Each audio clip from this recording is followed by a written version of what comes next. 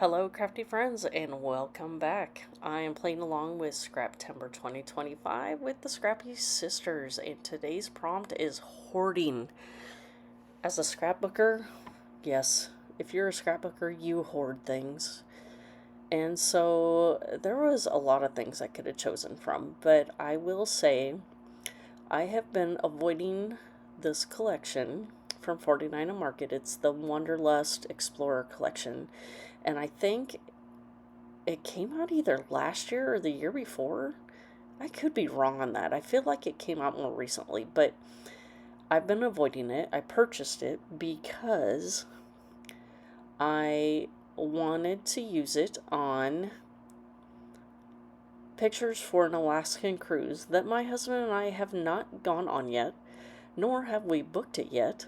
There's been discussion that maybe we will go next summer, but as he keeps doing his research, he's found that, a lot of the cruises are booked up already. So, who knows? It may be another year before we actually get something booked, but we'll get there eventually. It'll be okay.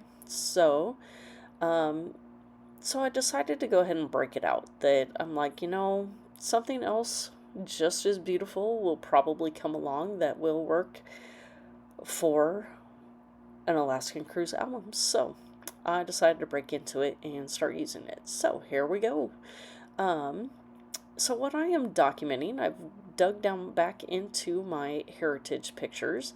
And this picture here is a picture of, I believe, my great grandparents. It might only two, it might be three. I need to look in my family book to see if it's two greats or three greats. But this is a picture of them that showed up or that was published within the National Geographic magazine. So what I'm gluing there is a picture of the cover of the magazine, and it's from June 1940. And they were not credited for, their names are not in the magazine, but somehow my family knows that that is our grandparents in that picture. And so we have, my mom had a copy of the magazine, and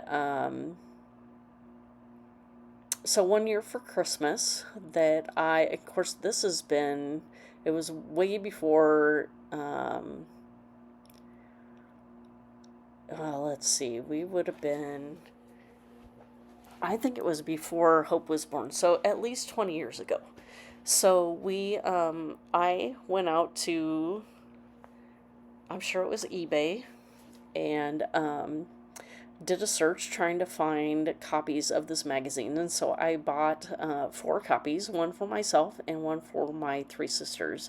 And I gave it to them for Christmas. So we would all have a copy of this magazine that our great grandparents were published in.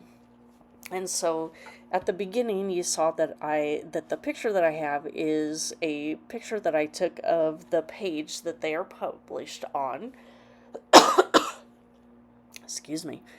And the article that goes along with the picture has nothing to do with them. It's just talking about things that you can do within the park. And so I included a little bit of it just so you can see that it was part of a magazine. And other than that, I had no problem with cutting off the rest of it to not include it within the scrapbook layout. And so the other hoarding piece are these rub-ons here that I have.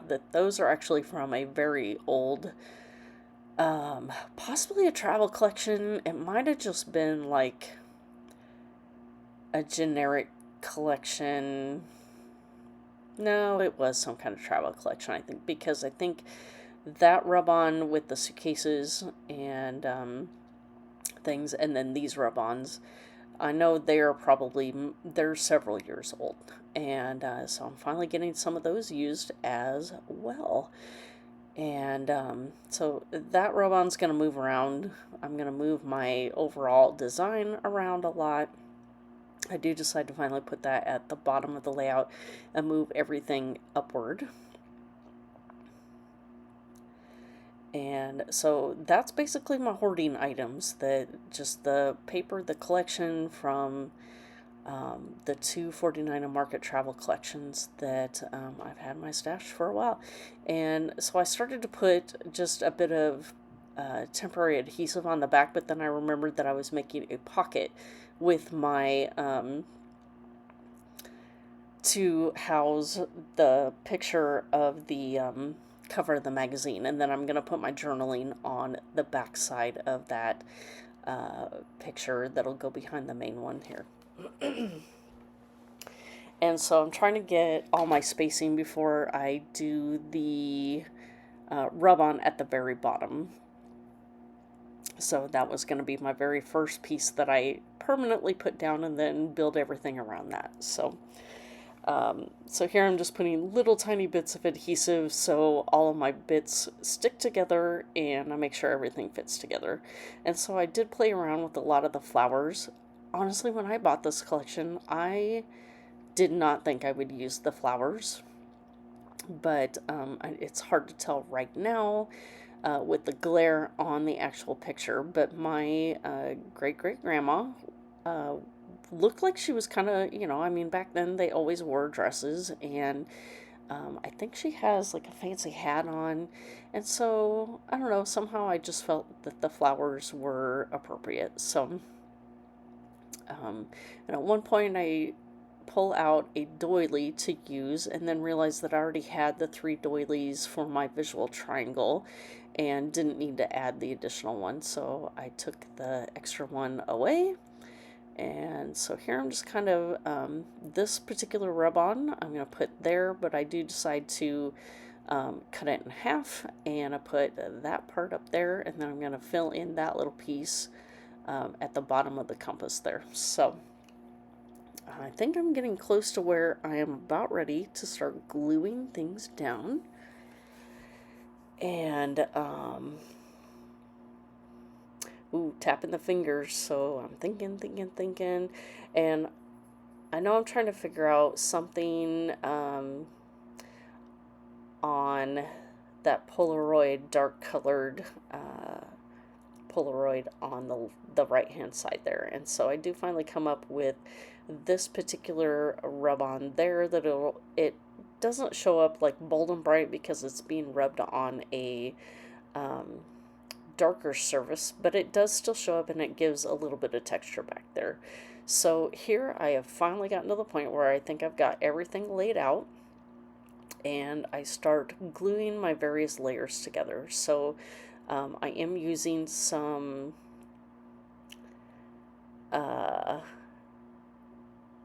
washi tape that I got from a mystery box from Simple Stories, and it was one that I knew I would not use all of the washi tape as true washi tape, so I just use it to hold my things together until I'm ready to glue things down. So it's still being put to good use. It is a helpful product, and I still have it to use for an actual layout on the top if I so choose. So if I just use a little bit of every washi tape that I have, it just keeps it moving along, so it doesn't go to waste, and it all gets used, whether it's on the back side or the front side of my project. So I rarely buy washi tape anymore, but if it comes into my stash, that is usually how I use it, is on the back side. And then that way, if I keep using it, again, it's still hopefully keeping it usable for projects in the future.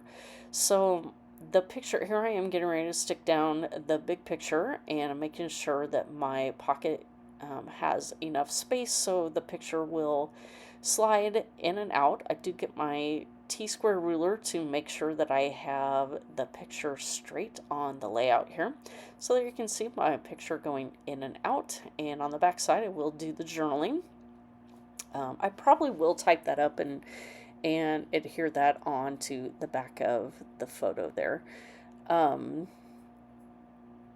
The only issue I had was that the picture of the magazine cover was just as long as my frame, so I actually do not have adhesive on the bottom of my pocket.